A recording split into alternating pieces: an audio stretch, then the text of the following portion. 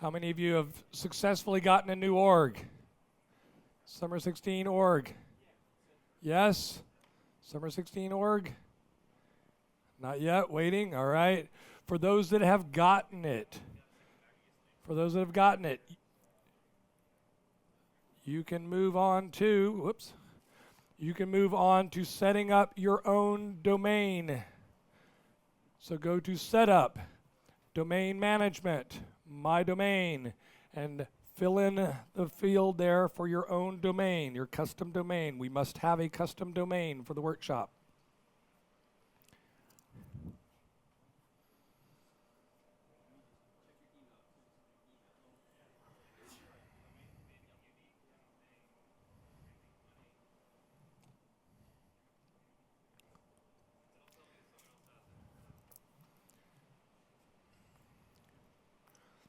All the good names are already taken.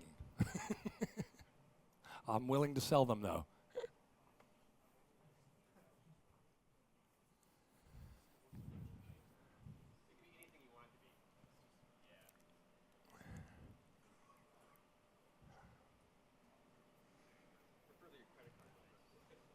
Yeah, a credit card number and password. Yeah, that's a good one. Your standard password. Have you ever done that? Been logging in front of in a workshop or a presentation, and you're going to type your password, and it's in the name field. It's like, I'll be changing that one.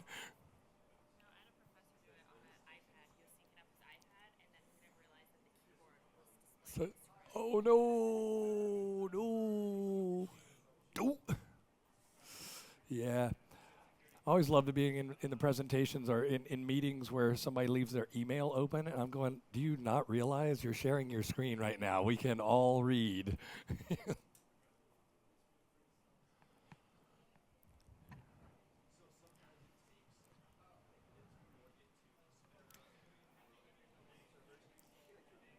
Again, you should have signed up for a new summer org using the link that I gave you. Once you have confirmed that, go to Setup, Domain Management, and My Domain. Yes, once you are on this page, just refresh the page after a couple of minutes, and you will probably already be there. Refresh the page, and then there is a click here to log in button that you will need to click on. That button will bring you right back to the very same page. Don't ask me why we did that.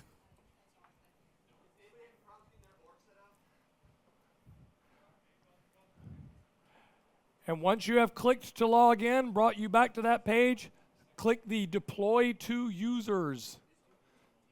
Deploy to all users.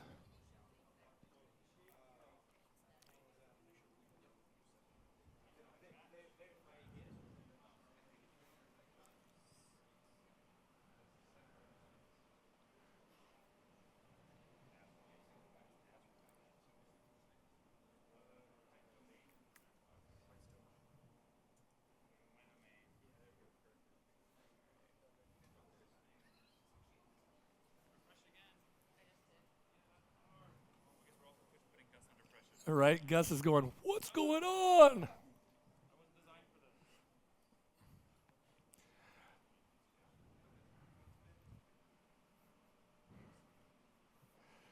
You know, Jeff, when I was doing these workshops before, I ran into the guy that runs the API at Yelp, and I told him I was doing these workshops, and he goes, I wondered why every Tuesday and Thursday morning at about 10 we would see like 100 requests for new signups. And I'm like, yeah, dude, that's me. Thank you.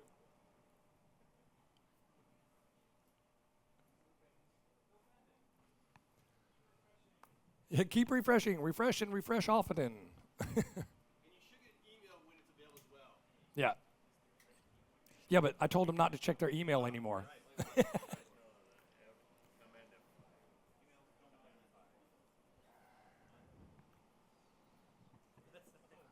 All right, does anybody need these steps anymore? Has everybody gotten to this step? Nope, still waiting on your org? The first step.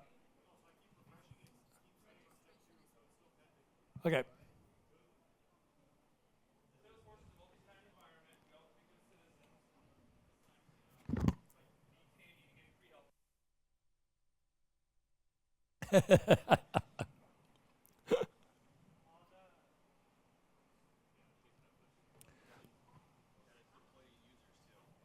Yes.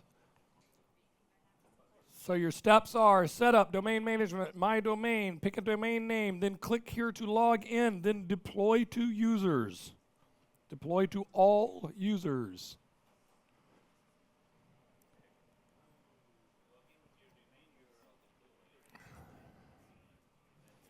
All right, while you guys are waiting,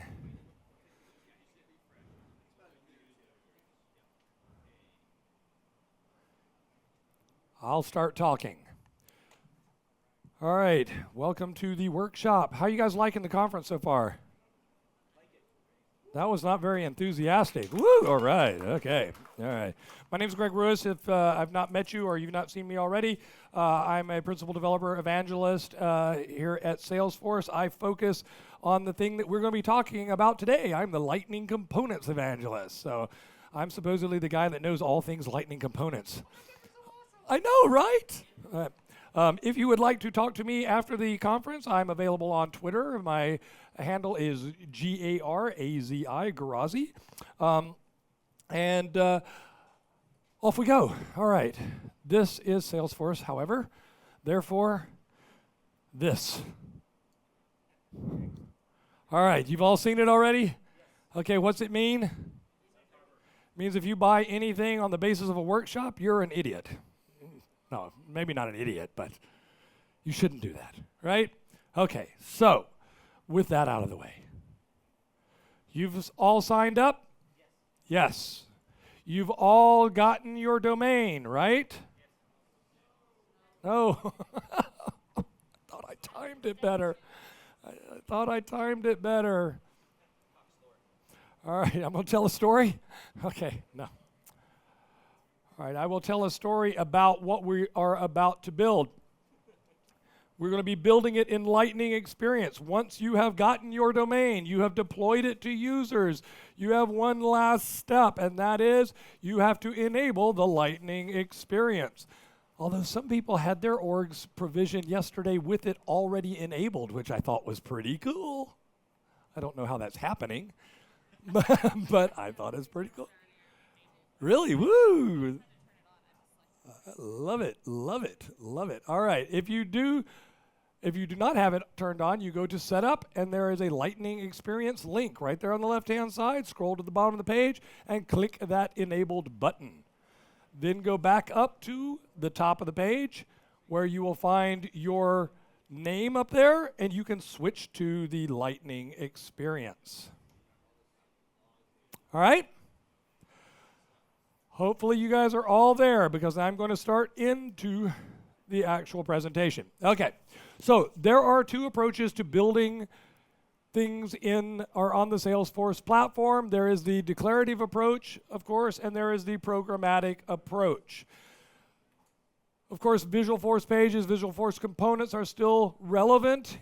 However, we are going to be focusing on Lightning components and Apex controllers in this workshop. Now, what are we actually going to build? Who wants to go to dinner with me? Yes. Right. I never pay, no. I always have to go to the bathroom, right, when the bill arrives. I don't know. So the idea behind the component we're about to build literally came from that idea of, hey, I'm a salesperson. I want to take my customer out to dinner or lunch or whatever. What's a good restaurant around that customer? So we're going to build a Yelp-style component so that we can find the restaurants that are around a particular contact. So that means that we need to be able to pull out data from Salesforce, like the person's address, and then pass that off to a third-party API like the Yelp API and find out what is around that particular customer. But we also want to make this context aware, because while I might want to have it on a contact record, I might also have or have the need to have it on an account record because maybe I'm talking to different people, right? So we need to make our component understand where it's living. Is it on this kind of page or is it on this kind of page? Or is it not on a page at all? When is a component not on a page? When it is an app. So we also want to make it work in Salesforce 1. We're going to build one component and we can deploy it literally anywhere and it understands its environment. Okay? That's what we're going to do. Now, to get there, how are we going to do that? Well, first, whoops, I already said that. Let me just show you our component. So I will switch to an org. So here I am looking at my contacts. I'll just switch to a different one so you realize this is real. I'm going to switch to my my Jack Rogers contact here. See, his details are telling me that he is in Burlington, North Carolina, and there is Old Sharky's Grill actually in Burlington, North Carolina. Right? So that pick that up. However, I can also go over to my account records, and I can say on my account records, I can see, let's actually go not to, that's the same one. So let's go actually pick a different account. Let's pick something, let's go Edge Communications in Texas. And we can actually see that now, whoops, sorry, I guess they're in Georgia, sorry, or California. So I can actually pick up whatever the address is. I don't remember who that was. So we're picking up the relevant things around that particular contact, whether it is a contact or an account, right? And I'll show you Salesforce 1 when we get down to the end. So that's what we're going to build today. So how are we going to do that? Well, we are first going to need to create our initial component structure. So that is the actual HTML layout that we're going to create. Then we're going to learn how to retrieve and display data. And that data is coming from outside of Salesforce. And then we're going to combine that data with the data in Salesforce so that we can leverage our record home data and get the relevant data or the relevant restaurant list for that particular contact.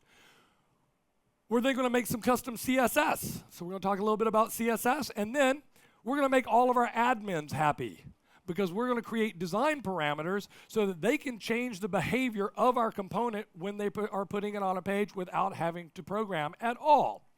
Then finally, we're going to make it work, like I said, on the account page, on an account record page, and then we're going to wrap it all up by making it work in Salesforce 1. Cool? All right, so let's start off. First thing that I'm going to do is a little demo because I want to introduce you to a couple new things that are going to fly by in the actual instructions, and I want to make sure that I hammer home a couple of points for you. All right, so I'm going to switch back to the org that I'm going to be working in.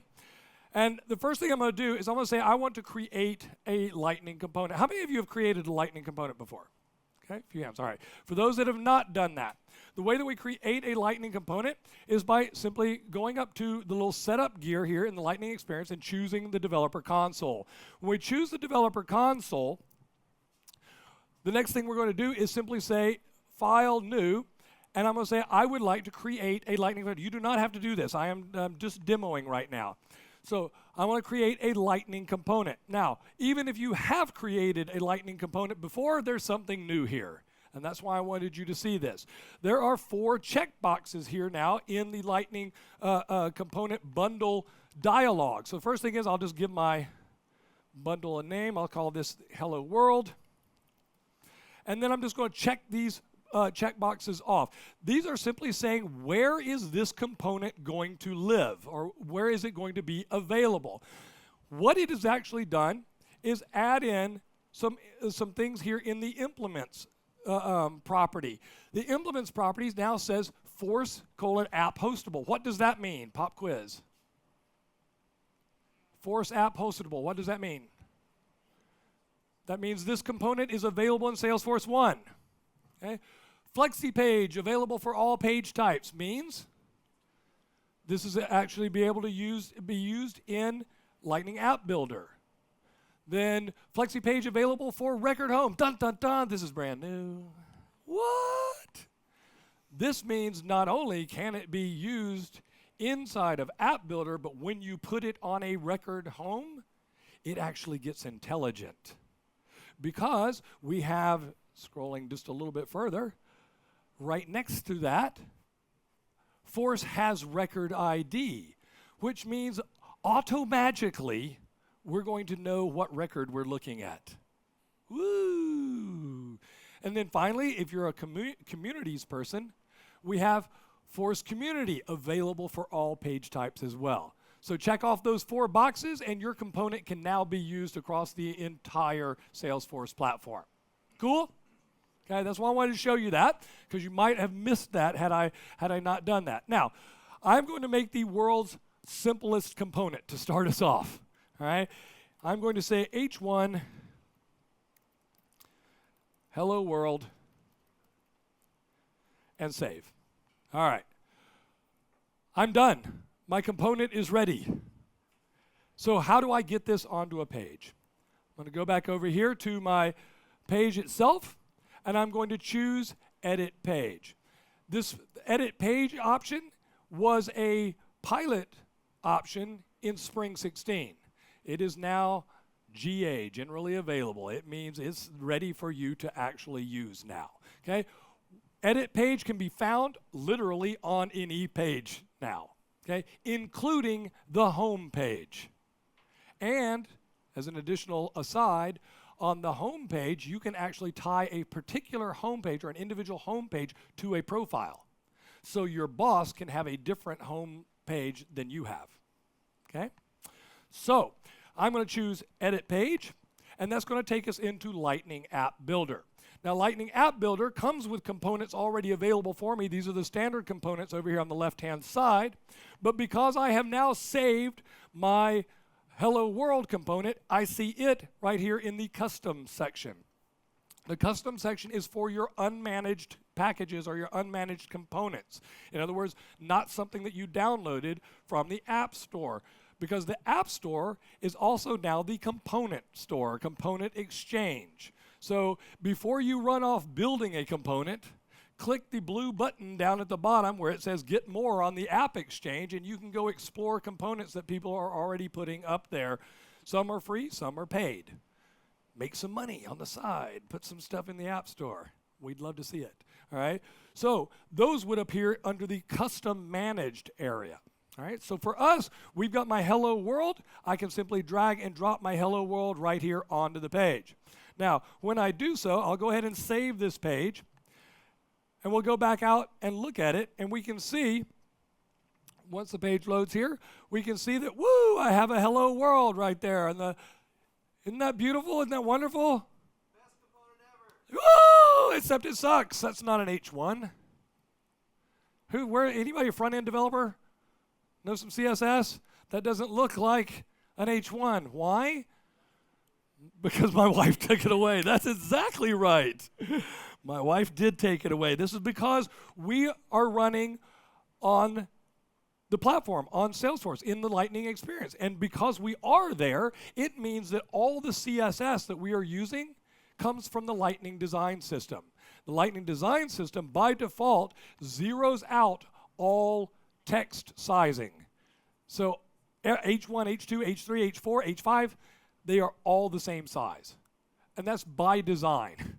The reason that is by design is so that you are forced to use semantics for properly marking things up, not for just, I want it bigger, so I'll make it an H1. Okay? So what that means is if I wanted this bigger, if I want this H1 bigger, I'm going to go look in the Lightning design system to figure out what size I want this to be. Now, there are components that come pre-built already for you in the Lightning design system. So you can just copy and paste things in, as well as these utilities, such as text sizing. So I'm just going to choose the text sizing here, and you can see if I want a heading large, then what we need to do is right here. We need to add a class called SLDS text heading -- large. Okay, that's how we do sizing. So I'll just copy that. I'll go back over here. I'll put that on my H1. Save this. We'll reload our page. And we can see that now we're going to get a larger size text.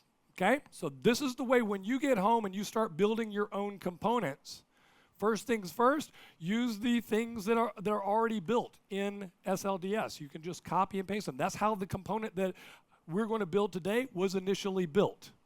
Okay? The HTML structure that we are going to see here in just a moment was taken as literally copy and paste from SLDS. Okay? So, with that was my little demo. So it is time for us to begin, or actually time for you to begin.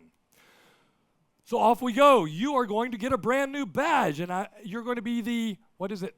How many people did we have in yesterday? Like 30, 40? So you're going to be the 41st, 42nd, 43rd, whatever, people to get this badge in the entire world. Woo! All right? So head over to this link, http://j.mp/tdx-workshop. Or if you're bad at typing, go to trailhead.com. Click on the projects area and go to the bottom of the page where you will find the Build a Restaurant Locator Lightning component. So if you, for some reason, and you already know this because I saw my colleagues running around here, but if you for some reason have trouble as we're going through the workshop today, raise your hand. One of my colleagues will come running to assist you. Should you at some point get lost and go, oh geez, I'm behind and I'm just going to watch, that's okay too. Know that you can just go back to Trailhead when you get home and pick up your project right from where you got lost and keep right on going. Okay? All right, is everybody there? All righty. If everyone is there, then we are going to do step 1, which is actually step 2. I'm a JavaScripter. I start counting from 0. So step 1 is step 2 in the actual project there.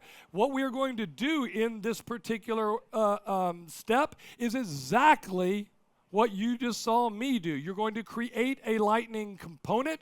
You're going to add it to a record home page. And then you're going to add some basic styling. Now, let me show you something, because yesterday there were some people that did not know this. So I'm going to go over to my link here. I'm going to go to step number 2, which is create the initial component layout. Now, watch up at my screen. Do not look at your screen. Watch my screen. Here on step 5, it's going to say go to the in the area component and add the following. So when we say add the following, mouse over the code here and there's a little icon. Have you ever seen that icon? That is called the programmer's tool. Yes, it searches Stack Exchange. No, that's that one. It's that one that does that, the question mark. No. The copy and paste. This is the copy and paste tool. So you do not have to copy and paste. You just simply click that. It will copy for you so that you then can go over and say select all, copy paste, or select all paste in that particular case, right?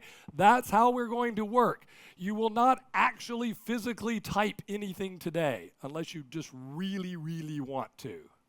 Okay? You're going to copy and paste. All right, so off you go. This first one I'm going to let you do on your own. And then from there on out, I will assist you and help you as we work through the rest of the projects. All right, so off you go. You've got about, I'm going to give you about, 5 minutes, 10 minutes? How long did you say it takes, Jeff? This one says it takes 10 minutes. If you take 10 minutes, that means you're reading everything.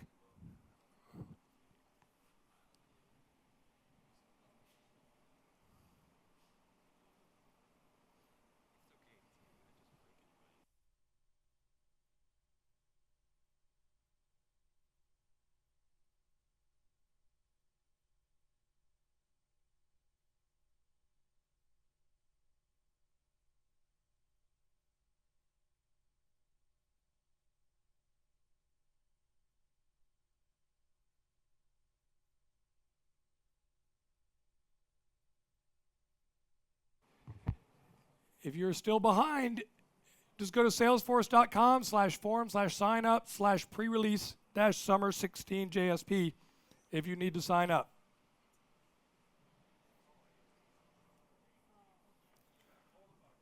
Or if you don't want to type,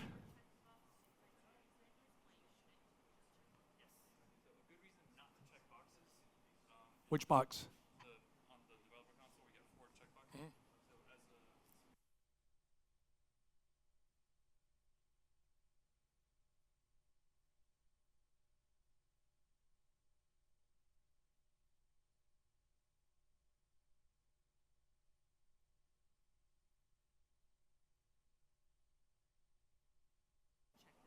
So good question. Let me just explain that for everybody. So a question was, we checked all 4 boxes there, or 3 of the boxes in your instructions say to check 3 of the boxes for the Lightning component. Why would you want to check only 1, or why would you want to check all 4? This is about where you are going to have this component live. So where are you going to allow your users, your admins, to actually deploy this component? If you only want them to be able to deploy it into Salesforce 1, then you only put that one app hostable into the implementation property. Then they can't see it. It won't even show up in App Builder.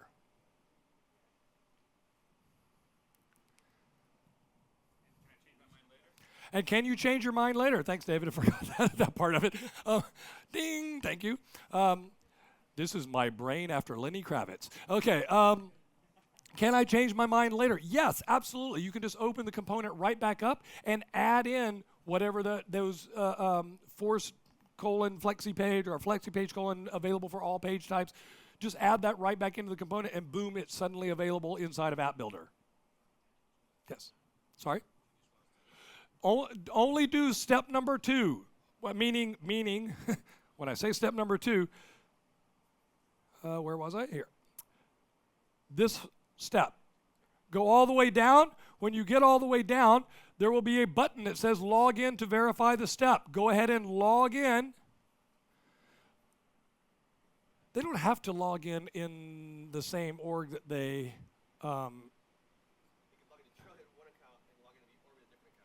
right, but it has to be into the org that they just created. Right. Yes. So you need to log into the org you just created to verify the step.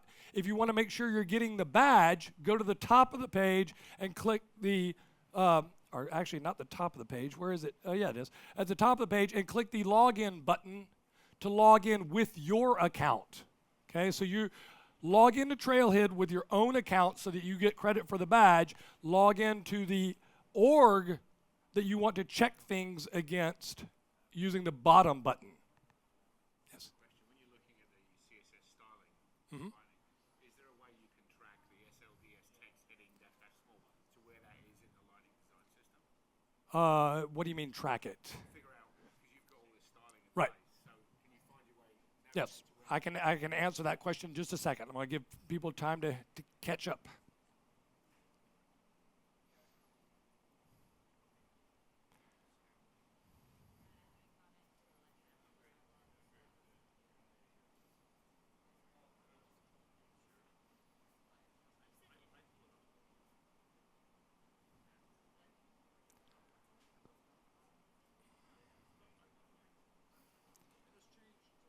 Oh. Ah.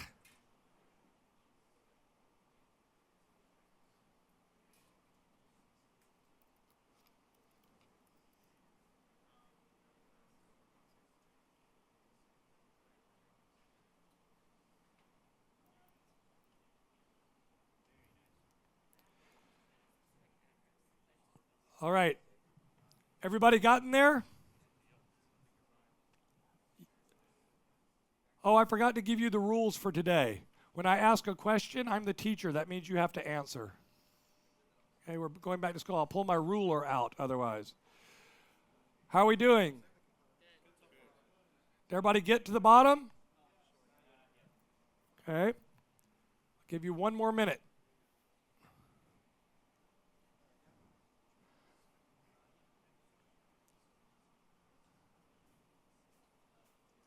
wrong org.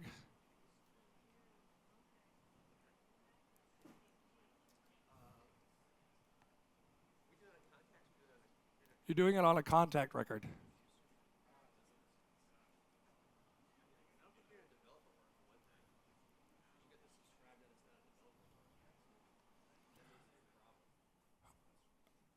Oops. Lovely caching. All right, when you get to the bottom of the page, you should be looking at this. This is what you should be looking at. On your contact record home page, you should see in the area a search box and item 1, 2, 3. All right. Okay, I'm going to explain a couple of things while you're finishing. We'll talk a little bit about what you're looking at. I make this a little bit bigger. All right. Line number 1, we see Aura component implements, all that stuff that I already talked about. Line number 2, we begin with a div, class SLDS-box, Aura:ID main. Here's the key point. The key point is a Lightning component is nothing more than HTML and XML. The XML is the stuff that says Aura. The HTML is HTML tags. All right? So, Lightning components are a huge change, the Lightning experience and Lightning components are a huge change for us at Salesforce because in the old classic version, your page was generated on the server and handed down to the client. Lightning is now client side. So the interactions and things are all happening via HTML and JavaScript. Okay? Even functionality is being generated on the client, not on the server. Okay? So HTML and HTML and XML. We see that I said class SLDS-box. If you look through all of this, you're going to see a lot of SLDS. Every class in SLDS begins with SLDS- because that keeps us from colliding with something that you may have or someone else may have. Anybody that's a front-end developer ever created a class called button? Right? Okay. So I don't want to clash with your button, so that's why our button is SLDS-button. Okay? That's the naming convention. The rest of this is what we call BIM naming. All right? You can go to the site, the Lightning Design System site, to learn more about BIM naming, but that stands for block, element, and modifier. What's important for you to know is that all of these classes are somewhere, if you will, over here in SLDS, in the SLDS site. So, for example, if you were wanting to do a button, as I said, we would simply go over here to the buttons and you can see the actual code that you can copy and paste. Okay? That's how we begin to build our components. Now, I did all this building for you already, but that was how I did it, by just simply copying and pasting, excuse me, to get all of these things built. All right? Excuse me. All right. The other main thing is Aura:ID. If you're a JavaScripter, you're probably familiar with document.getElementById or getElement or class names or query selectors and things like that. We do not use those in Lightning components. Okay, you do not say getElementById. In fact, you don't see any IDs even listed here because when we're building a Lightning component, we use Aura IDs. Aura IDs are what we use to locate things, and we'll see that coming up. All right? So there we go. We have then some Aura IDs, ID main, ID scrollable area, and then again just regular old HTML. Okay? Everybody got that first step done? Woo! All right. And we move on. All right. Let me jump ahead back to where we were so we can talk about the next thing we're going to do. Let me do this. Zing, zing, zing, zing, zing. All right. All right. In step 2, in step 2, we are going to retrieve and display some data. Now, in order to do that, there's several things that we have to do. We are going to create an Apex controller. Then we're going to talk about adding our attributes. We're going to create a function to actually call out to that Apex controller. We're going to talk about something that is a little bit weird the first time you run into it, and that's called a helper function. And then we're actually going to make that data show up on the page. And finally, in this step, we are going to enable search so that instead of, which I didn't show you, did I? So back over here in that finished org, if I don't want to see just those restaurants that are around and I want to say, for example, steak, I want to be able to go out and pull out just the steak restaurants or just the Italian restaurants or whatever it happens to be, okay? So that's what we now need to do. That, oops, wrong one. That is our next step. So we are now moving on to retrieving and displaying data. By the way, did you verify? Usually when people give you 10 points, you go, whoa! All right, I guess that's not what, you guys are bored already, I can tell. All right, so we're moving on. All right, I'm going to work through this one with you so you don't have to read. How about that? Is that cool? All right, so instead of reading, you're going to listen and then you're going to do, okay? So, first thing that I need to do is to create an Apex controller. So in order to do that, I'm going to head over, and you are now going to head over to your developer console. So go to your developer console. And your developer console, we're going to say File, New, Apex Class. File, New, Apex Class.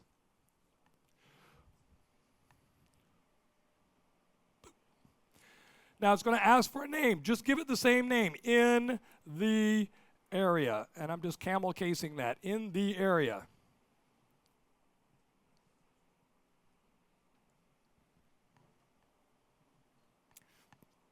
And say OK. Oops. Hold on. I'm going to actually open mine because I've got one left over from yesterday. And I'm just going to blow it away. Goodbye. All right, now I'm going to say new Apex class in the area, in the area. Wink, okay. All right. Now, we're going to use that cool copy and paste trick because we're just going to copy all of the stuff here in the step. Copy. Select all, paste. All right, let's talk about what this is. How many of you have written an Apex controller? Okay, more hands, good.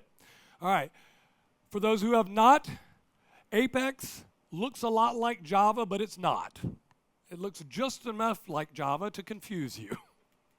So, it's based around Java principles, so we are creating a class. We're calling this class public, which means it is accessible from other places. And it's called in the area. But the key for us as Lightning component developers is the next line, line number 2. It says at Aura enabled. You must include that for a Lightning component to be able to talk to this Apex controller. All right? Then inside of that, we are putting the methods that are available to this class. So we're saying public, static, string, get local. So the name of the method is called get local. Okay? And it is a public method. So again, it can be called from outside of this class. And it is going to return a string. Now, what is it doing? It's actually declaring a URL variable. That URL variable, you can see, is located on Heroku. This is actually a Node app that I wrote that is proxying the Yelp API and the Google Locator API. So it's taking the address that from the record that we're about to pass it, and it's looking that address up on Google, finding out the latitude and longitude, and then passing that into the Yelp API to say, give me a restaurant around this point, right? is making an HTTP request, as I said, and then it is bringing back the response and sending that back down. That res.getBody is response.getBody. So give me the body, send it down. Okay? All right, very simple. Next step, heading back over here to the trailhead, says in the area component tab. So we're going to go back to in the area component tab, and we need to add the Apex class. Now, we have a whole line here, but really all that you need is this. Just this little piece of it is all we need. Controller equals in the area. So I'm going to say copy, and then I'm going to head back over here and say in the area component, and I'm going to say paste. Okay? So there you go. You should have in the area as your controller. This is actually telling the component who we're talking to. When we say, hey, Mr. Component, I want you to go get this method from the component, or from the controller, sorry, it says, okay, I already know which controller you're talking about. Let me go run up and talk to it. Okay? All right. Next step. We're going to add some Aura attributes. Oh, wait, no, we're going to do something else. Sorry, I almost did the same thing that would actually, I should have done it. So it'll throw an error if we miss this next step. The next step is the most important step, and that is our remote site settings. So in your org, go over to the page that you are working on, your contact record page, if that's what you were looking at. And then you're going to choose Setup Home. When you get to Setup Home, you want to click into the Quick Find box and just type remote. That is going to take you down to two selections, and the one we're looking for is under Security, Remote Site Settings. In order to allow our Apex controller to call out to make that HTTP request outside of Salesforce, we have to whitelist that destination. Okay, so we're going to click on the remote site settings, and I've already done it, so you can just do it. Click the new button. Click the new button.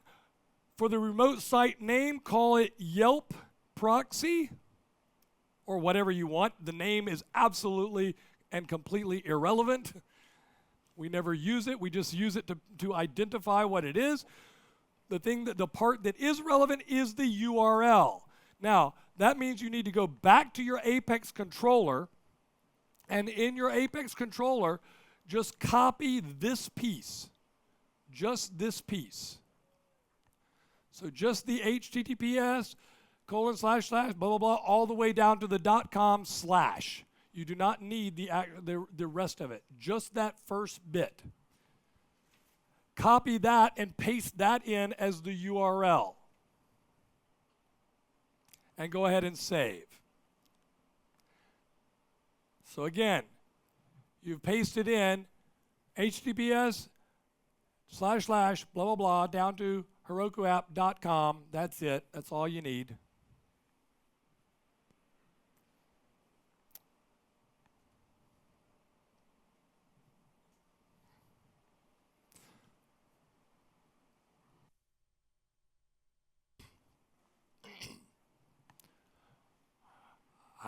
I'm betting that no, I've got water. I'm betting the voice will be gone by 3 o'clock.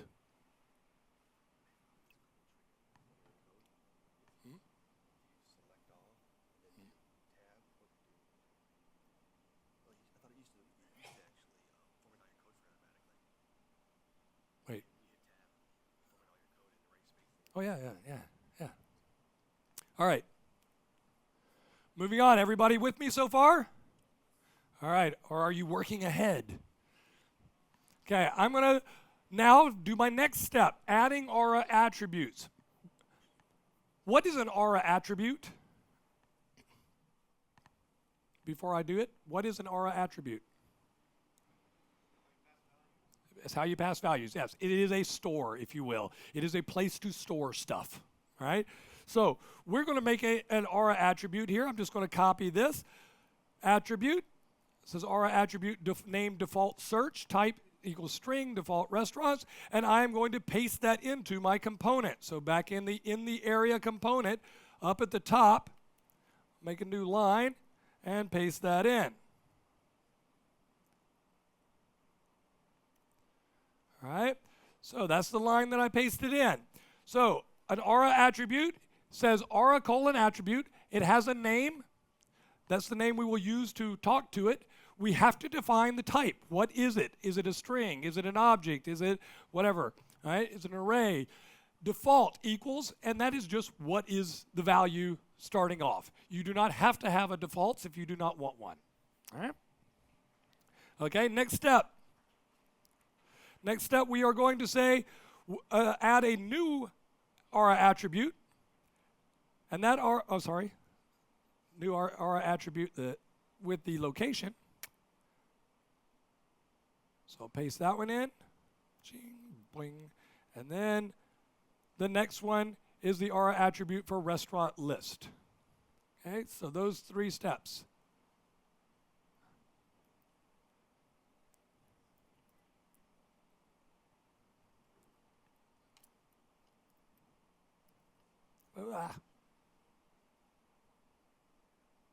Shift tab.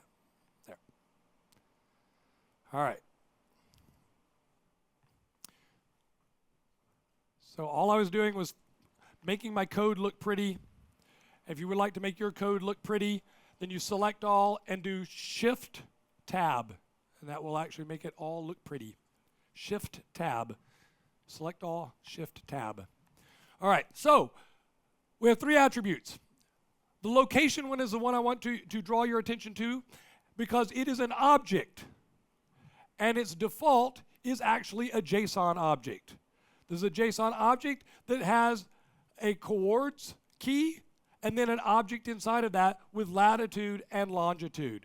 This latitude and longitude that we are using is actually at the Salesforce headquarters, downtown San Francisco. So that's what we're going to first look up, is all of the restaurants around there. Okay? All right. Next step, we're going to do our function to actually call out to our controller. In order to do that, we're going to add in one more item to our component. So I will copy this first line. So we are at the create an init function. I'm going to go back over and once again paste it in. Bing. This is an aura handler. An aura handler is what we use to initiate the call to a JavaScript because we have named it init. Okay? Init is a reserved name. If you name something init, what it means for aura, what it means for the component is fire this off when the component is loading into the page.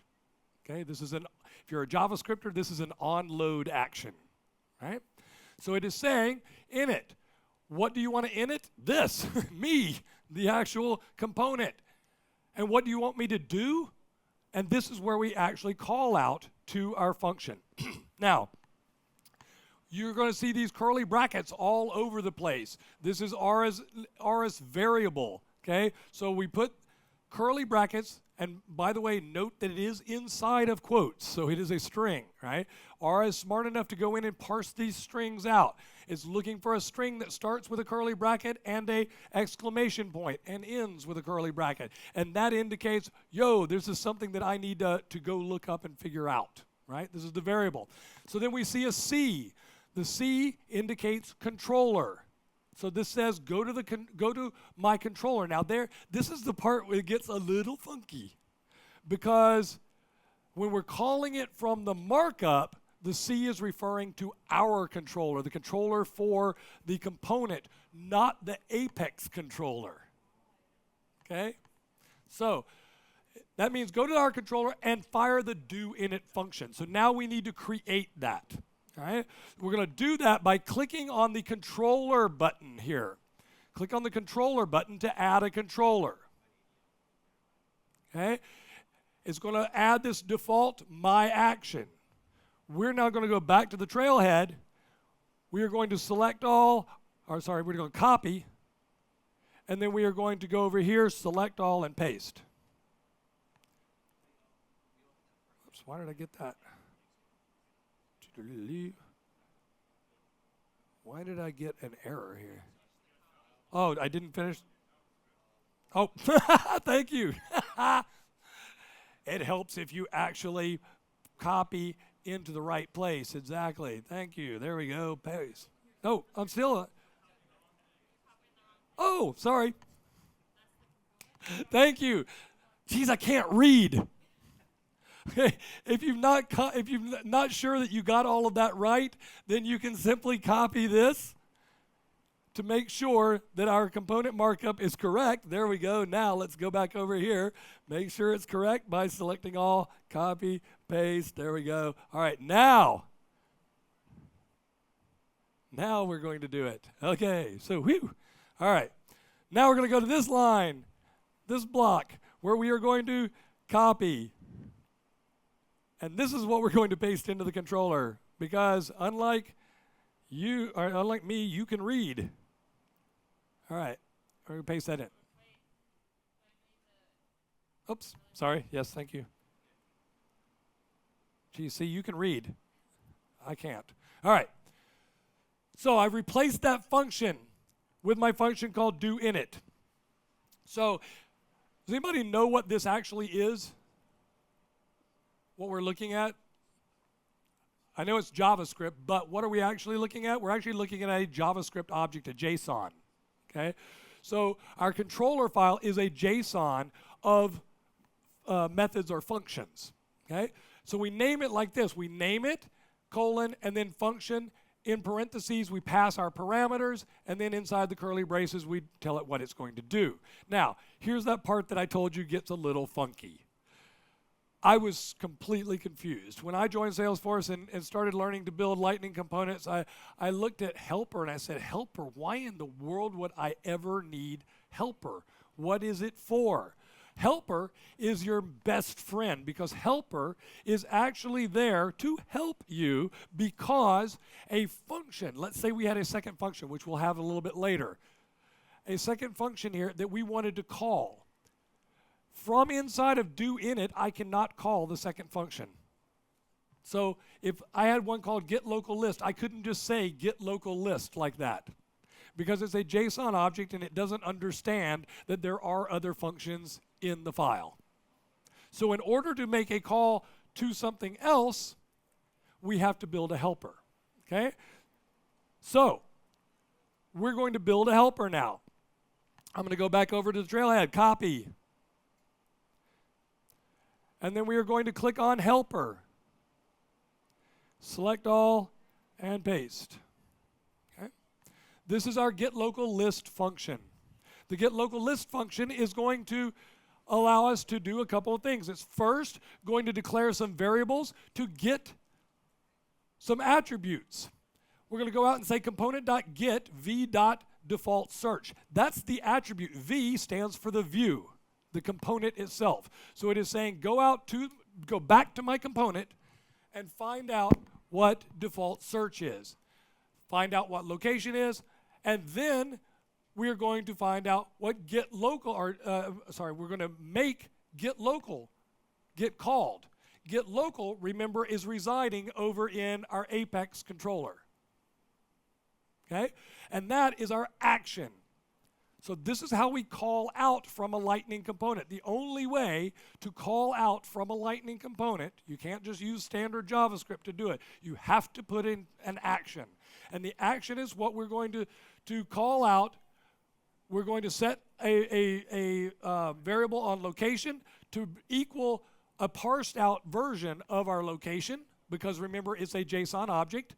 And then we're going to add it to our parameters for our action. So we are passing these parameters to getLocal. And then we don't know how long it's going to take to get back, so we're going to set a callback. So it might take an hour, it might take a second. It's okay, because we'll be waiting and we know what to do when it comes back. So we're going to say, all right, what do we want to do? We want to do something called doLayout. do layout we're about to create.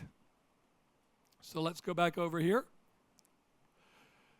And let's copy once again everything in our helper here. We're going to select all and paste, which is doing nothing more than adding in the do layout function. The do layout function is being called by saying this. Inside of a helper, this refers to the helper. So this is how I can call out to other functions contained within the helper. Again, to reiterate, in the controller itself, you cannot say this dot some function name. It will not work. It will throw an error. It can only be done inside of the helper. Why? Because. I don't know. That's just why. All right? All right, so this do layout is going to do one last thing. What is it doing? It is saying component.set. So it is actually saying we are going to apply something to a variable. We are going to make the variable equal to data.bizArray. So this is something that is coming back from our request that our Apex controller is firing. Okay? So I'll save that. All right, which means, whoa, if I scroll down, how did I go backwards? Which means we are now at the end, so, or not almost to the end, because now we should be able to go back to our browser. Geez, I'm hitting the wrong keys. Go back to our contact record page. Going back to my contact record page, I'm going in to see Andy Young. And now if I open up my Chrome Developer Tools, whoops, take it off of that. In my Chrome Developer Tools, we should see that we've actually got an object with a biz array, and inside of that, we have restaurants. Okay. So now all we need to do is take this data that's been returned and actually make it display on the page. Okay? And how are we going to do that? If you don't know how to get to the console in your developer tools, don't worry about it. It's not part of the check. All you need to do is just follow the next step. We're going to say now, copy this block, and we are going to go back to our component. And notice what it says. It says replace the UL. Replace the UL. So we're going to find the UL. Here it is. This is what we're talking about. The UL is right here, the unordered list. And we are going to paste, select all, Shift Tab, so it looks all nice, and there we are. So that is what I just pasted in, that bit. The important thing for you to know here is number one, SLDS, list vertical. So this is another SLDS component type. It's a list, it has dividers, and it has some space on top. Okay? You don't have to worry about adding padding and margins and all this stuff when you're using SLDS classes because they do it for you. Then we're going to say aura iteration. This is a loop. This is a for loop that is saying for the number of items that I have in restaurant list, I want to begin to loop. Okay? And then it is going to apply that by saying we are going to put in curly bracket, item name. Notice this one is not in quotes. That is not in quotes because it is not as part of a property. Okay? All right? So now if we save, bing, and reload our page,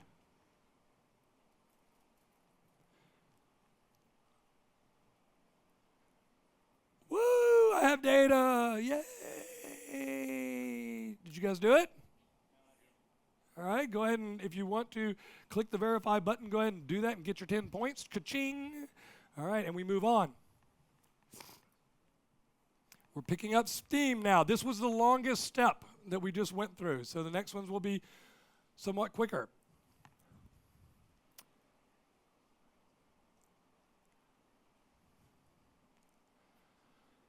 All right, right now I told you that the data that we were seeing was being picked up from that latitude and longitude that you used as the default location, which was Salesforce Office, right? So now what we want to do is actually pick up the contact's address. So in order to do that, we're going to start with this first step. We're going to update our helper method by first copying this aura attribute, name equals record ID, and pasting that in somewhere. It doesn't matter where. I'm going to do it right as the first thing. Okay? So I pasted in aura attribute name equals record ID. This is actually not necessary, because when you use that force : has record ID, then the Lightning component will automatically pick up the record ID and assign it to an attribute called record ID. You do not have to actually declare that attribute on the page. I do it as a best practice. Why? Have you ever looked at some work you did 6 months ago and said, who wrote this crap? Only to realize, oh yeah, it was me. Why did you do it that way? I don't remember. Right? So I always put it in just as a best practice, so when I'm looking at it 6 months later, I understand, oh yeah, it's record ID, it was in there. All right? Now, next thing, we're going to update our helper method. So I'm going to copy the code. Our helper method, again, select all, paste. What we've done now is declare a new variable, record ID. It says component.get record ID. So it's going to go out and pick that record ID up off the page. And then it is going to use that record ID as a parameter here in a new action that we're going to call get list by address. So we need to update our Apex controller to have a new method called get list by address that is going to talk to Salesforce and find out what the address for this contact is. Okay? So I'll go ahead and save that. And now we're going to make that list. Scrolling on down, we're going to copy, and we're heading over this time into our Apex controller. So back over into the Apex controller. I'm going to select all and paste. And you'll notice some things have changed. Quite a bit has changed, as a matter of fact. We still have our get local function, but it has shortened itself somehow, or for some reason, I should say. Somehow is because I coded. Yes.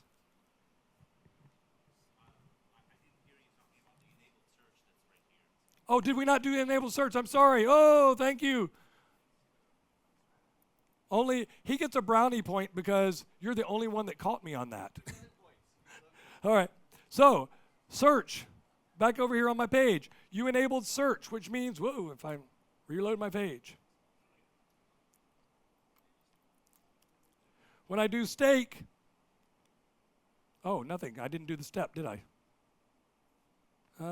Sorry. Let's go back to the previous thing. Sorry, I missed that step entirely. All right. I thought I was down at the bottom. All right, here we are. My apologies. All right, scrolling backwards. Update search. We're going to take this update search function, and we're going to add that to our controller. So click that. We're going to add it to our controller. Oh, sorry, our controller, that is. Now, here's the key part. The key part is, remember I said, what kind of thing are we looking at? What is this file? It's JSON. JSON objects are comma delimited, so that means we have to put a comma in between our two functions. Okay? So it's update or do init, comma, and then update search. Update search is doing helper get local list. So update search is calling the very same function that we've already written. Okay? So now we need to update that. So we'll copy. We'll go back over to our helper. Select all, paste. The helper is also a JSON object. Yes, the helper is also a JSON object that we can see here with the comma. Now, what we're doing here is, once again, for the search term, we're saying go and not get. So component.get means go get a value. Component.find is the same as get element by ID or get elements by class.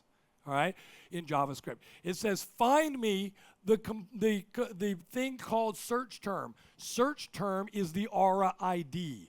So this is find the aura ID in this component called search term and get its value.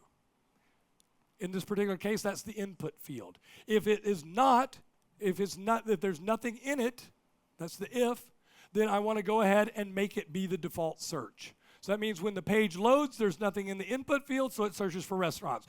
When I type something in there, now it searches for whatever I'm searching for. Okay, my apologies that I didn't do that for you before. And now we are at the bottom. There we go. Okay, so back over to where we were in the contact record. Yeah, it searches. Woo! All right. Okay, so we were talking about this Apex controller. We have shortened our get local. We've shortened it down because I've got to do the HTTP call. The HTTP call, though, is going to be done twice. It's going to be done once by the get local, but also by the get list by address. This is called dry, or DRY. Do not repeat yourself. Right? Don't repeat yourself means I've moved the call out on its own as its own function so it can be reused in both of the other functions. Okay? All right? This one, other than that, is at exactly the same thing. It's saying, okay, I want to do a URL, but where is it getting its location from? It's getting its location by calling contact select and passing in the record ID. Contact select is a little bit further down right here.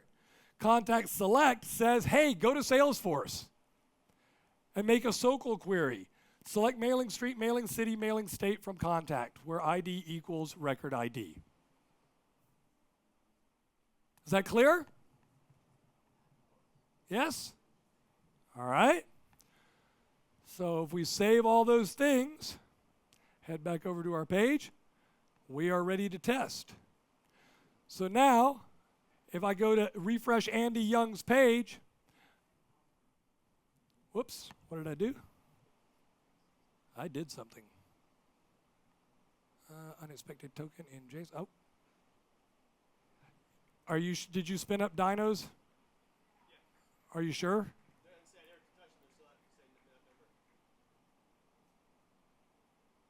I'm getting an error. I think your dyno went to sleep. Oh wait, no, I didn't save. Hold on. Let me see. Let me see if it's a. Nope, still getting an error. That means the dyno's down.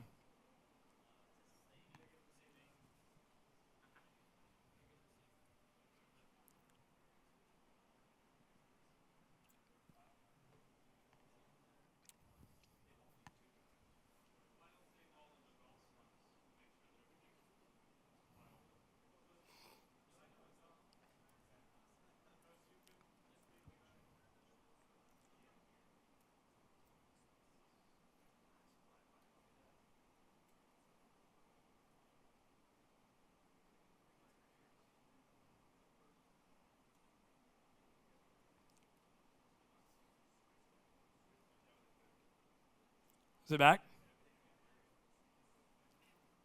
I need to put this back, my helper back. All right. That's going again?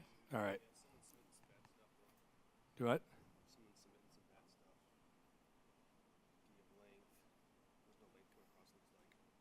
Huh. Is yours, you said yours is loading? Mine's not.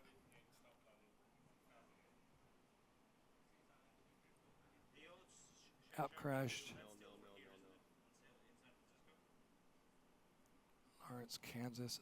Let's see. I think I know what that might be. All right.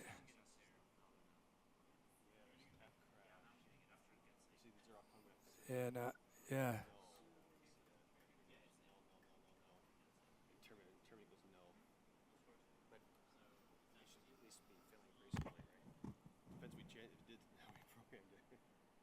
And now I don't remember. Right? Where we're actually having to troubleshoot node code. Oh, right. Let me, yeah.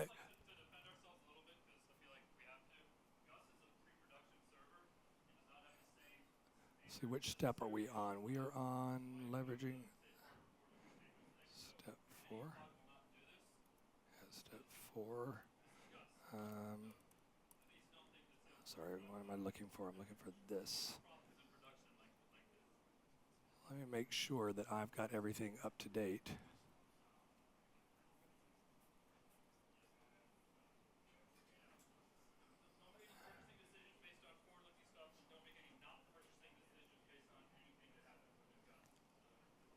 This didn't happen yesterday, so.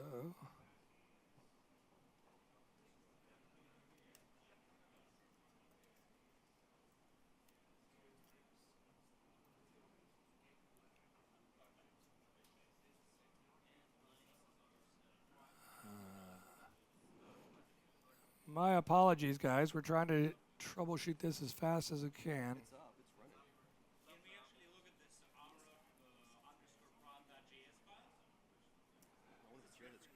Do what?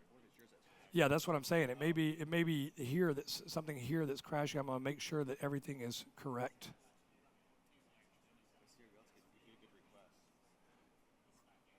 You're getting good requests?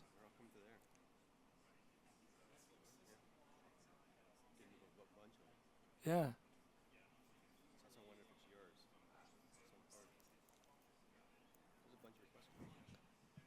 Well, are they being returned, or is it crashing things? So that means it is coming back proper. All right, hold on. Let's see.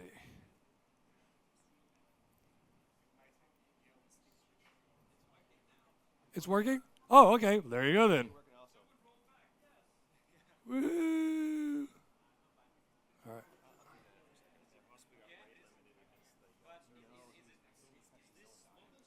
Yeah, it's working. Okay, yes. It was probably the dyno on Heroku restarting or something. Okay. All right. Phew. Ah. Yes. All right. Where were we then? Oh, we were looking at the fact that now you should have restaurants that are around whatever contact you're looking at. But how do you know that? How can I prove to you that this is actually around whatever this is, Kansas or wherever this person lives? We need to be able to see the details. So let's head back over to Trailhead. All right. Oops, actually, sorry. We did get to the bottom, right? Leverage contact record. Just to make sure. Yes, we did. All right. So we're going to add some custom CSS. What does CSS have to do with showing more details? Hiding and unhiding something. Exactly right. So we have the data. The data came back, but all we chose to display so far was that restaurant name and the rating stars, right? So what we need to do now is we need to actually do a couple of things to show more data. The first thing I'm going to do is just a user experience thing. Did you notice when we loaded the page, just notice here, when I go back over here and I want to search for something like steak, it takes a while. It takes a second after I hit return. And the user doesn't know what's going on. They're going, hey, did it do it? Did it do it? Did it do it? So I'm going to actually put a spinner on there to let the user know we're out there getting data. By the way, tip from me to you. I always put a spinner up, even if I know it's going to be an instantaneous return. You know why? I'm training the monkey. I'm training you not to expect an instantaneous thing. So I always put a spinner up for 1 second. no matter what. That way, you're always going, oh, okay, yeah, this takes a while. It's okay, even if I know it's going to return instantaneously. All right, so we're going to add a spinner. How are we going to do that? We're going to do that by first just copying the entire thing here, and we are going to add that to our in the area component. So we're going to replace our component markup. And the spinner has been added down here at the bottom. It says div class SLDS spinner. Hey, guess what I did? I went over to the SLDS site. I said I need a spinner. They have many different spinners over there, and I just copied and pasted one right in here. Now, I'm going to show you something here for a moment. You do not have to do this, but I'm going to go back over here, and I'm going to refresh my page. And look what happens. The spinner's there. Now, the SLDS spinner by default has a little spinner, but it also puts an overlay over the entire page, which means this is not good. I cannot interact with the page anymore because the overlay is blocking me, right? So we need to correct that problem. Okay, so we're going to do that right now. So we're going to correct the problem with this right here. Zing, I'm going to zoom in. So we are going to take and copy or type, if you would like, SLDS-hide. SLDS-hide, we're going to put that on the spinner container. So I'm going to copy that back over here in my markup. For the class, I'm going to paste in SLDS-hide. Okay? SLDS-hide. So I'll then go ahead and save that. Now we need to just go back over to our helper, and we're going to take this piece of code and add it to our get local list, and then we're going to add the next piece of code to our do layout method. Okay? So I'm going to say copy this first piece, and I'm going to add that to my get local list in my helper. I'm just going to add it right at the top because I want the spinner to start immediately. And then I'm going to take the other piece of code, copy, and I'm going to put it in down here at the do layout. All right. What does this do? It says, hey, declare me a spinner variable and go find the spinner component. That is the thing that has aura ID spinner. And then $A means aura. .util, this is a utility classes that we have. Remove class from spinner, remove the SLDS hide from spinner. Okay, so that's going to say when we're going out to get data, we want to show the spinner.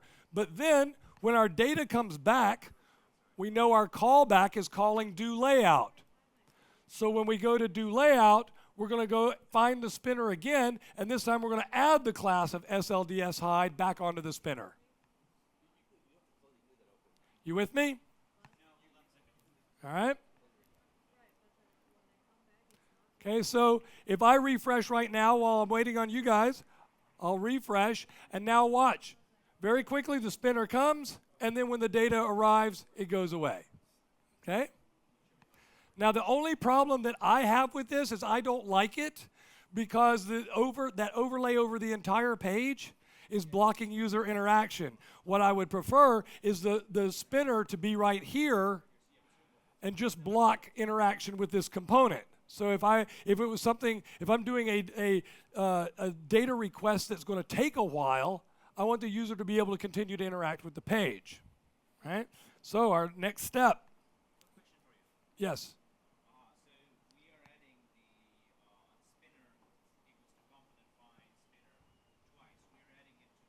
You're adding it and then removing it.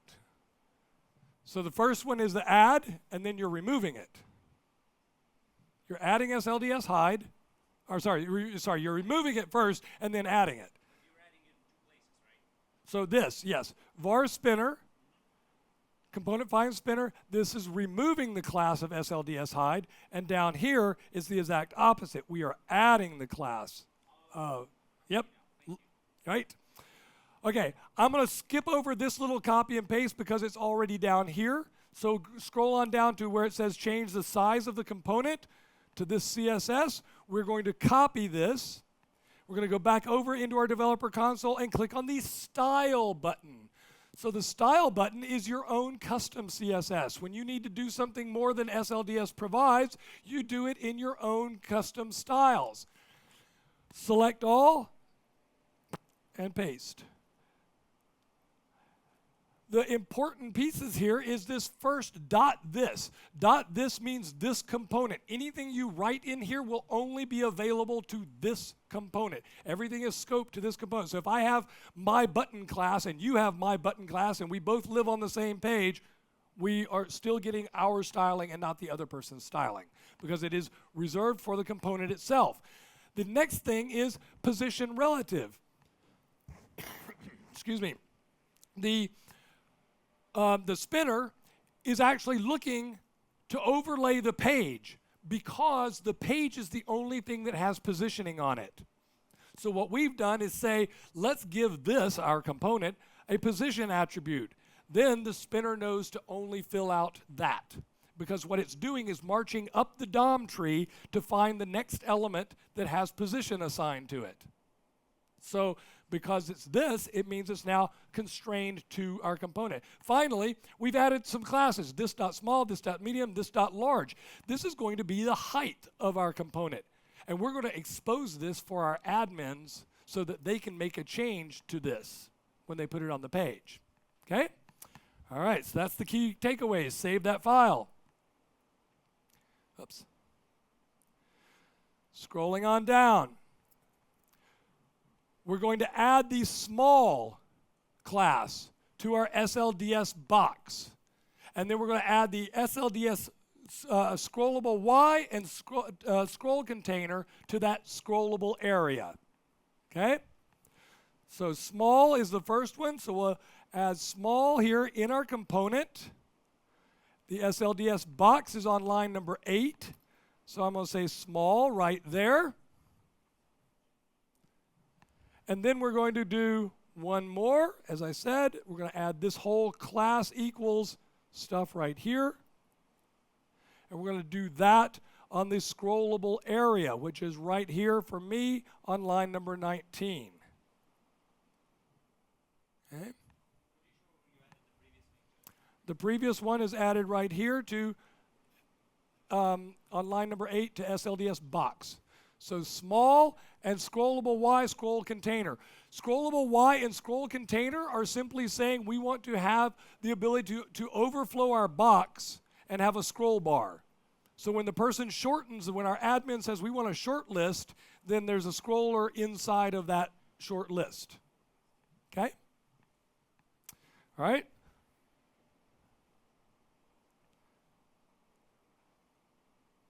All right.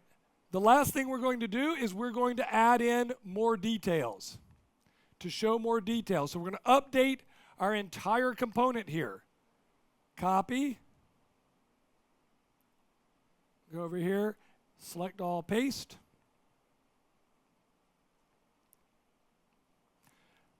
And then we're going to go back over and we're going to add in this to our control in the area controller. So we're going to take the whole thing, copy, and paste into our controller. Select all, paste. Now, what did we just do? Over here in the component, what we've done is we've added in a div here, a div inside of our LI. That div has a class of SLDS hide. It's automatically hidden. And it has data-details equals and a number. Okay? So our details are aligning with the actual LI. We have a UL in there that has item's address, item city, item state, item phone. And we also have a media object here with an image. And we have a review. Okay? And we are going to make this thing be shown when you click. All right, so we have a on-click show details on each and every one of the LIs. So now we'll save this. Going over to our controller, we can see that the show details function does a couple things. The first thing it does is declare a closed item. So it goes and looks for an attribute that we've added at the top of the page. I didn't show you that, called open item. Why am I looking for an open item? Because if I've got one open, I want to be able to click on another one, have the one that was open close, and the one that I clicked on open, right? So it's going to say if there is a closed item, if there is a closed item, that means an open item, then it's going to add the class of SLDS hide to it, so it's going to close it back down. And then it's going to find out what did we click on. Okay, event.currentTarget says where was the click, which LI was it clicked on, and we're going to set open item to whatever it was that we just clicked on, and then we're going to find that item and remove the class of SLDS hide on the thing that is inside it that has a data details. That's why we had that data-details property. Okay? Very simple. Go back over. We did save, right? Oh, I did not. So save. Going back over here, good old Jack Rogers. We're now going to reload. We can see we've got a shortened box, and we now can click on things to actually show the details. Woo! And there was much rejoicing. All right. Okay. Next step, we have 3 more. This one is really quick. Who in here is an admin? All right, I'm going to make you really happy right now. As a developer, I'm going to make you happy because I'm going to provide design parameters for you so that you can adjust the size of our component and define what it automatically searches for by default. Okay? So, first things first, we need a new Aura attribute, so copy that. Going over into our component. Again, just put it anywhere up here with the rest of your Aura attributes. I'm going to call it design height. This Aura attribute is design height. It is a string. It is simply going to tell it what height do we need to be, because that's what we're going to set in a moment. Did I save? Save. There we go. All right. And next, we are going to copy this next piece of code, and we are going to go over to our component, and we are going to click on Design.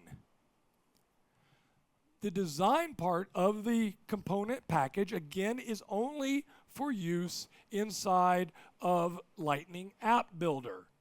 So I'm going to select all and paste to get my design component. So it says, first of all, in Lightning App Builder, in the right-hand column, what should the name of your component be? And then, what attributes does it have? I'm going to say design attribute default search. Default search is going to be a text box, an input field.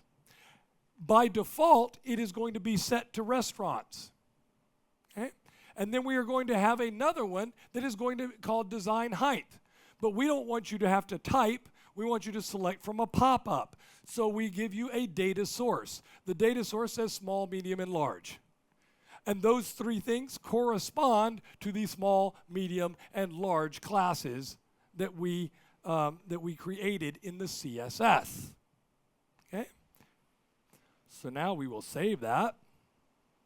Save our design file.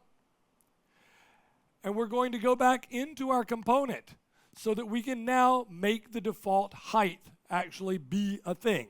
So we're going to say, in our controller.js, in the doInit function, we're going to copy this.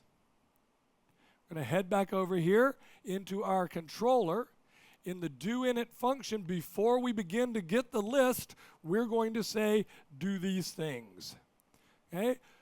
These things are, we want to say first, find my main Aura ID. That Aura ID of main is applied to the outermost div of the component. Okay? It is the outermost div of the component. And we are going to remove the class of small, because remember we put small on there? We're going to remove the class of small, and we are going to add the class that has been assigned to design height. Okay? So whatever that admin sets in App Builder is automatically going to be assigned to the design height property. Okay? All right, we're going to save that. And finally, we're going to make it look good by adding a custom icon. Right now, our icon is the blue box with the lightning through it in App Builder. We want it to have a nice, pretty icon, so we will select all of this. And we will go back over to our Developers Console, where we will then click on the SVG button on the right-hand side, select all, and paste. So your icons inside of Lightning App Builder are SVG. I've given you a red box with a globe in it. Where did I find this icon? You get 3 guesses and the first 2 don't count. Starts with S and ends in LDS. SLDS has icons as well, and they are available as SVGs or as PNG files. So there we go. All right. So that's it. We have reached the bottom of this page. So that means we can go back over here. Now, we're going to reload our page. Nothing is going to happen because we're at now. Wait, didn't we shorten this thing before? Why is it suddenly long? Because right now our default isn't set. Our default isn't set because we've not gone back into App Builder to set it. So it said, well, I don't know, he didn't give me one, so I'll just fill out the whole page, right? So we're going to go back into App Builder, going to edit our page, and we're going to click on our component and throw an error. The error is no big deal. The reason the error is being thrown is because there's no defaults. We've not set them yet. When we put this on the page, we didn't have defaults, right? So we'll just click the X, and then we'll go back over here and say, what should our default be? Let's say restaurants. Restaurants. I can't spell. There we go. And then tab to the next one, and you can see that it refreshes and gives me restaurants. And the height, we're going to pick small or medium or large. I don't care. It doesn't matter. You can pick any one you want, right? And you can see it updating here right within App Builder. If you don't believe me, type in something like sushi. And now it's gone out and found sushi restaurants, okay? I'm going to go back and make it restaurants. All right, we're almost done in the home stretch. All right, so save that in App Builder and head back out to your page, and you can see that it's actually working. Oh, where's the icon? Thank you. Thank you very much. The icon that we made was right here. It's a nice, pretty red icon right there. Okay. Woohoo! All right. Okay, here we are. One more thing, and that is now we've got a working component. We're done. But we wanted to make it even more context-aware by being able to put it on an account page, right? So, next step. In our component, we are going to add this little piece right here. This is all we need. I'm going to zoom in so you can see. This piece right here, force : has S object name. I'm going to copy that,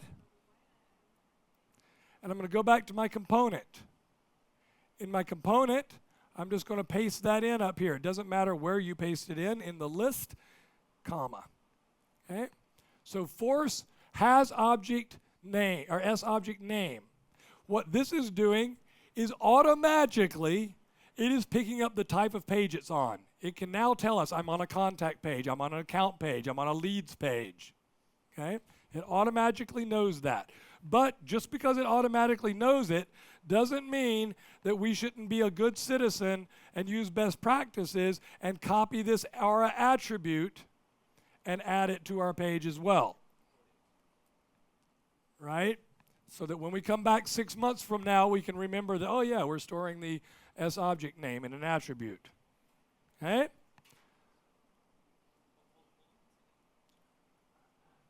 Now the next thing we need to do is in our helper file. We're going to update our helper file with this little line of code here.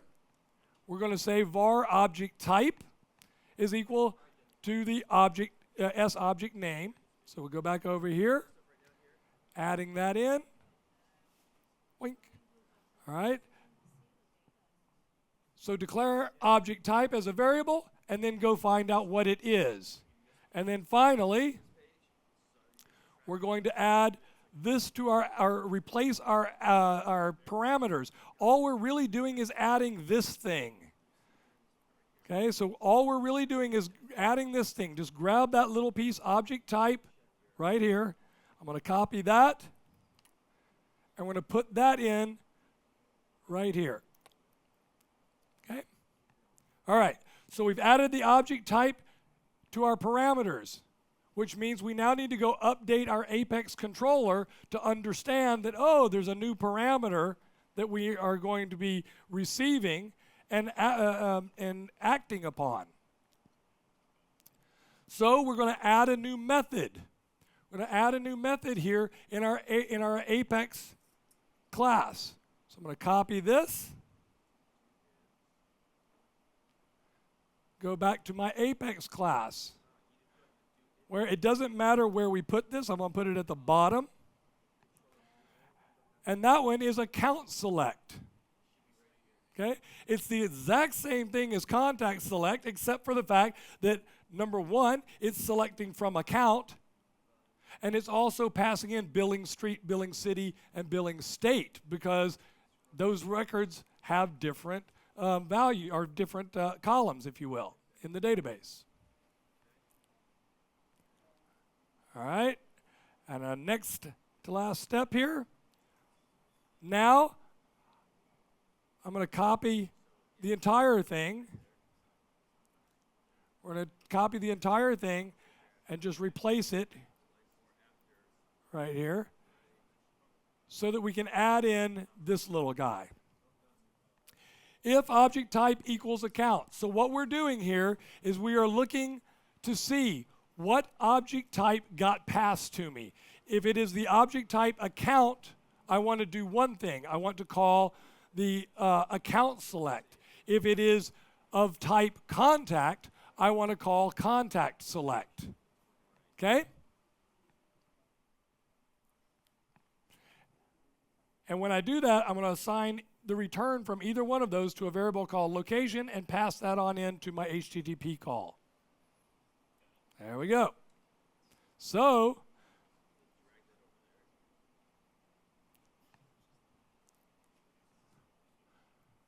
now it's time to add this component to an account page. So make sure you've saved everything.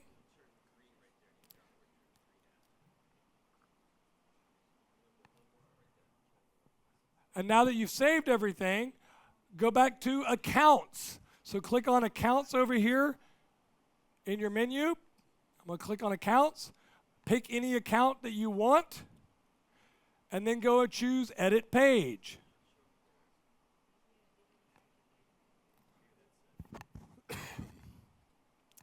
And now drag in the area onto that page. And just for fun, change the default type or default search.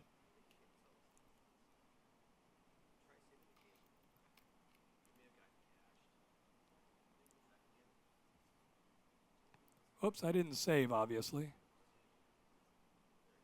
Oh, there we go. Save. All right. So once you do that, I changed. Whoops.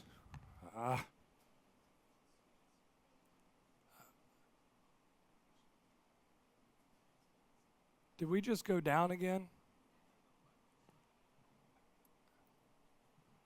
Did the dyno just go down again?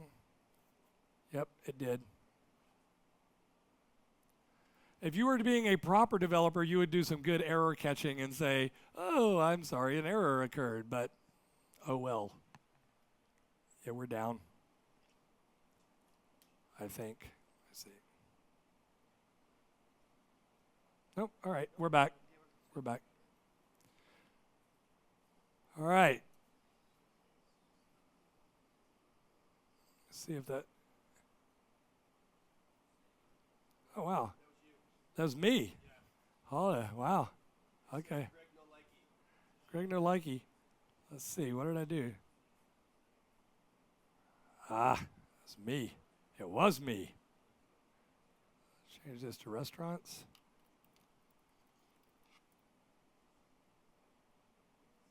There you go. All right. That was me. Okay. All right. Except now it's caching. All right. I'm going to go back to my account page. Or sorry, my contact page. We got one last thing to do. On my account page or in my contact page, everything is okay. But what if I put this on a leads page? On a lead record page? Would it work right now?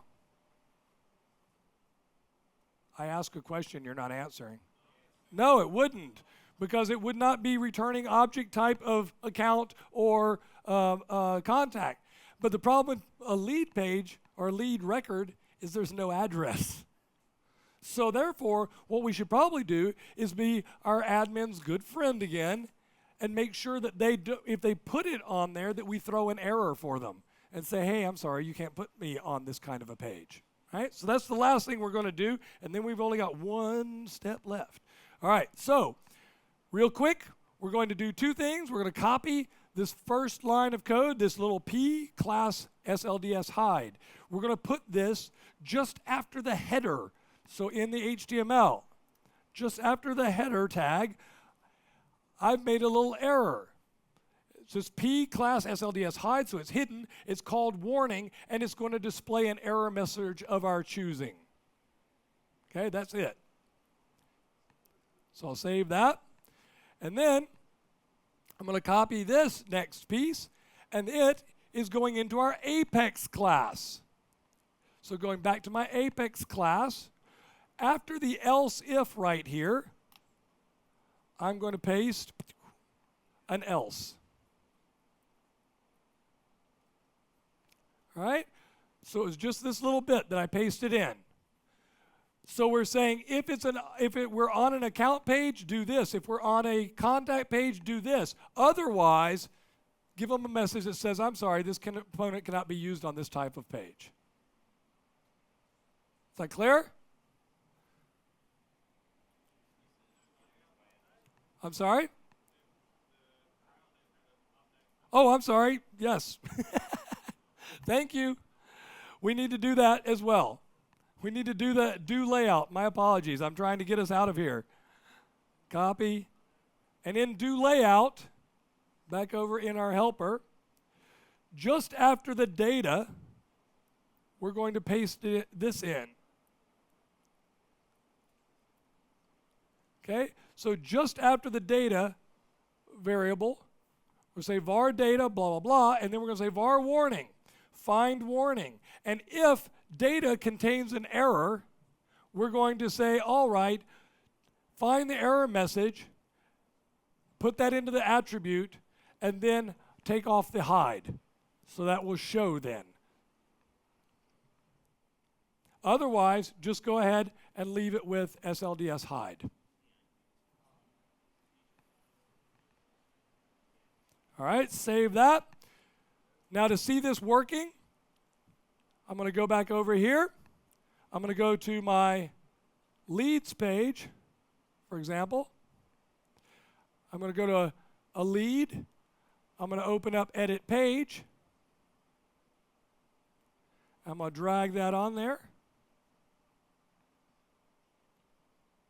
and place it somewhere. Oops, I said drag. There we go. Helps if you actually click and drag. And now, go ahead and save this. Back over. Activate. Activate. Save. Save. Back. Did I save everything? No, I did not. Helps if you save. All right, make sure everything is saved. Reload my page. And it says this component cannot be used on this page type. So now my admins are all happy. They know that they can not use this on this particular page. Okay? How we doing? Is this good? Okay, you got one last step. One last step. And that is, we're going to head over here to make the component available in Salesforce 1. Okay? So, first things first. We're going to go to Setup Home, and we're going to find Lightning App Builder. So far, we've been using Lightning App Builder or launching Lightning App Builder by saying Edit Page. But you can actually make brand new pages using Lightning App Builder. So we're going to do that. We're going to go over to our Setup Home. In Setup Home, just type Build in the Quick Find. And you can see Schema Builder, Process Builder, and boom, Lightning App Builder. So I'm going to say choose Lightning App Builder. Now when we choose Lightning App Builder, you'll notice that we've got a couple of things happening here. We've got account record page, contact record page. Right? These are things that I've already updated and changed. Right? So now I want to hit New.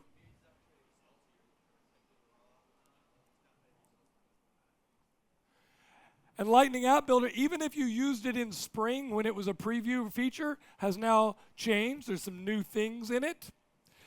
First, we're being asked, what do you want to build? Do you want to build an app page, a home page, or a record page? We're going to say, no, I want to build an app page. Now, record page, self-explanatory. Home page, also self-explanatory. We're going to build an app page. We're going to say, next, choose a layout. Now, for our purposes, we're going to be using this in Salesforce 1, so we're going to choose one column. Click Next, and just type in the area, because this is the thing that is going to be in the Salesforce 1 menu. That's what's going to show up in the menu. Okay? And we'll say Finish. Now, oops. Did I choose? Which one did I choose? I'm going to choose Phone, because this is going to be on Salesforce 1. I'm now going to drag that in the area component out onto that page. And what does it say? This can't be used because we've picked it up again. Well, we're not on an account page. We're not on a contact page. So we're not going to be letting you use this. That's okay, because we're going to fix that right now. All right.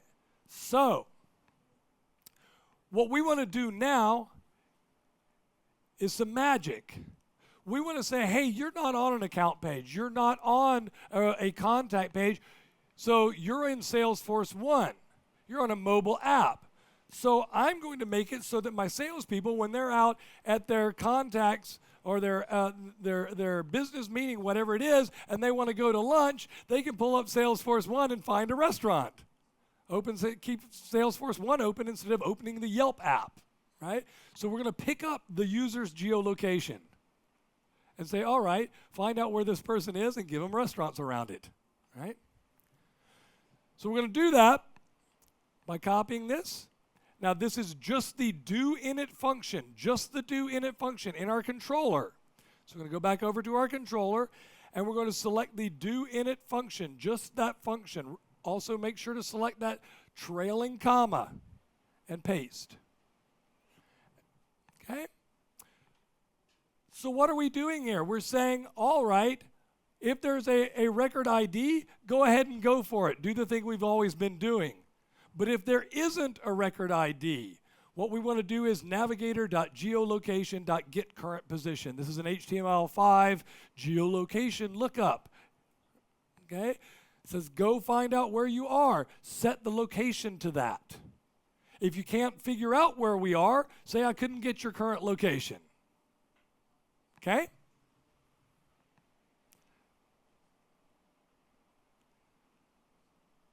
Now we need to update our search as well. So we're going to grab update search, copy, and we're just going to update the search function. Now, why did we update the search function? Because we've now got var record ID. Why did we do that? We did that because now we've actually had to move record ID out of the helper where it was and into the main controller because we need to take action on this when the thing loads. Okay? So we need to also pass a record ID here as well. Okay? Finally, on that location attribute that we had already put in the page, let's go back over to it. Save this. The location attribute right now has a default. We no longer want that default, so we're going to remove it. Boink. So we've just removed the default from the location attribute in Aura attribute. Okay? We don't need a default now because we are going to know where the person is. And if they couldn't find us and we'd left that default in there, then it would always show restaurants around around the Salesforce office, and we don't want that. Right? Okay, so save that. And now finally we want to do a handler. I'm going to copy this. I'm going to go back in. And after our do init handler, we're just going to paste in another handler. And this is the change handler. So this is a watcher. It's watching for something to change. What is it watching for? It's watching for the value of location to change.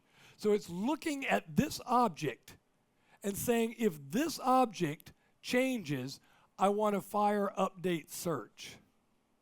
So that way, if I'm walking down the street and I pull up Salesforce 1 and I pull up my in the area component, it's going to find restaurants around me. I keep walking down the street a little bit later, I look at it again, it needs to update with the restaurants around me now. Okay? All right. Finally, we're going to go and update our get local list. So we're going to take the get local list in our helper, take this entire thing, get local list. There we go. I'm selecting just that function with its trailing comma, paste that in.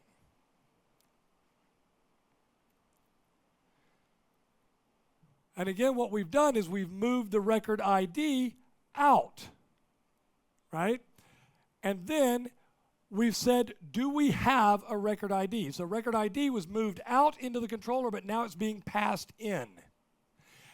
Do we have a record ID? It means we're on a page. If we do not have a record ID, I want you to go figure out what the location variable or attribute is set to and use that to pass the coordinates of the person on in to do our search. Okay? Save that. Finally, we're going to do one last thing to that do init. We're going to do one last thing because we're going to need to remove some CSS. So I'm going to copy this, going back over to do init in the controller, paste that in and save. In our else statement, I've now added a bunch of stuff here, which is literally just removing a bunch of classes. Why? Because remember, on the page, we set that to a certain height. On the mobile phone, I don't want them to have to, if they got a really small phone, I don't want to have to scroll into this little teeny box. So I'm just going to remove the height entirely and let the list just go for forever, right? So that's all we're doing there. Now it's time. Activate this in Salesforce 1. So to do that, I'll go back over to App Builder that I left open over here. I'll go ahead and save. And when I do so, it says, hey, do you want to activate this page? I say, absolutely, I want to activate this page. All right, so activate it. All right, great. Once again, if you wanted to change the name, I'm going to leave it in the area. Who do I want to activate it for? I want to activate it for all users. What icon would you like to have appearing in Salesforce 1? I'm going to change it to be a globe icon like we already used. So I'm going to choose my globe icon. Okay? And then I'm going to say, go over to Salesforce 1, where I'm going to say, let's add this to our Salesforce 1 menu. So click to add to menu. Here it is. I'm going to move it up somewhere up towards the top. If you wanted to, notice you could also add this to Lightning Experience as its own just standalone app. But we're not going to worry about that. We're going to click Save. And now I'm going to go back out. How can I show you that this works? Using the dev tools, exactly. The reason I wanted you to use the Chrome is because the Chrome dev tools have a nifty little thing right here. This little icon for phone or tablet, which means I can now reload this page as a mobile device. And you can see that Salesforce 1 is launching, and it says, let's go over here. Here's our in the area. And now, if all has gone well, oops, did I forget to save again? I must have. Nope, I didn't. There's us. Boom, it's figured out. Where are we? Where does it think we are? Well, we're in San Francisco, and there's a restaurant called So on Bryant Street. Yes? Woo! And there was much rejoicing. All right, with that, we're done. If you have any questions, I'll be here the rest of the day at the conference. And otherwise, thank you so much for coming. Again, if you'd like to tweet at me, I'm Garazi. And, nice things. Yes, only nice things. Thank you so much.